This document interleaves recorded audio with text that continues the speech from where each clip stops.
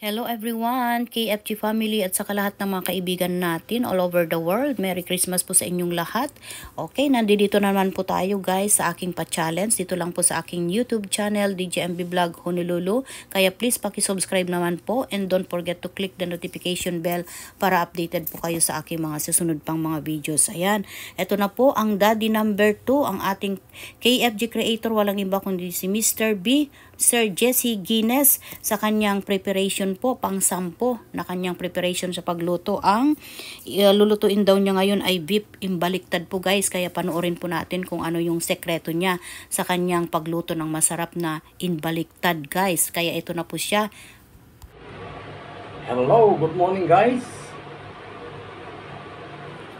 Dito na naman ako para ipakita ang menu ko ngayon na imbaliktad na baka.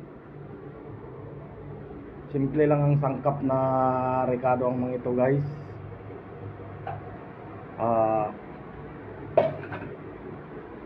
Ang rekado nito ay luya, sibuyas, sili, at saka paminta at dahon ng sibuyas. Okay, maya-maya lang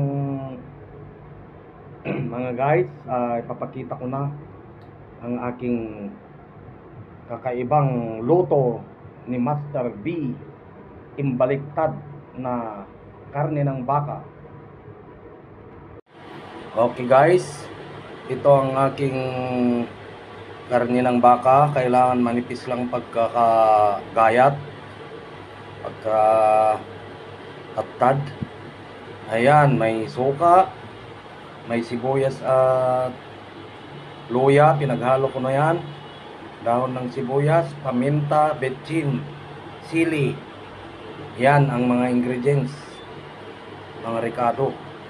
Okay, maunang ilagay na po itong karne ng baka. Yan, nakalagay na po. Tapos ilagay na rin po ang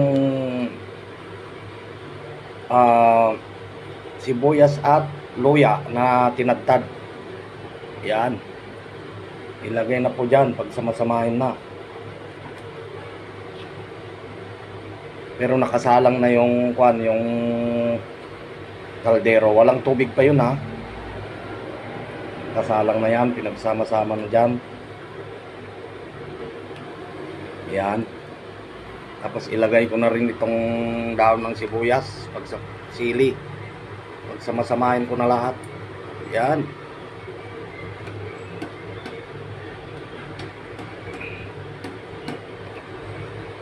Saka ko siya haluin. Yan, para mag-mix. Mag-mix siya. Magtutubig pa yan. Yan, baliktarin ko ng ganyan. Yan, para mahalo.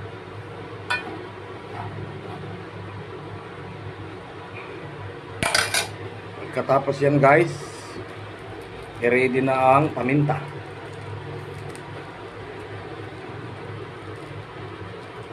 Yan. Timplahin mo na dyan lahat. Tapos konting betchin. Konting betchin. Suka. Ilagay mo na yung suka guys. Hayaan mo lang na kumulo. Pero wag mo naman patagalin. Kasi pag pinatagal mo makunat yan. O, hayaan mo lang dyan. Last na yung asin. Kasi titigas yan pag lagyan mo ng asin kagad. Pag kulo yan, baliktarin na. Lagyan na ng asin. Pwede na. Yan ang imbaliktad ni Master B.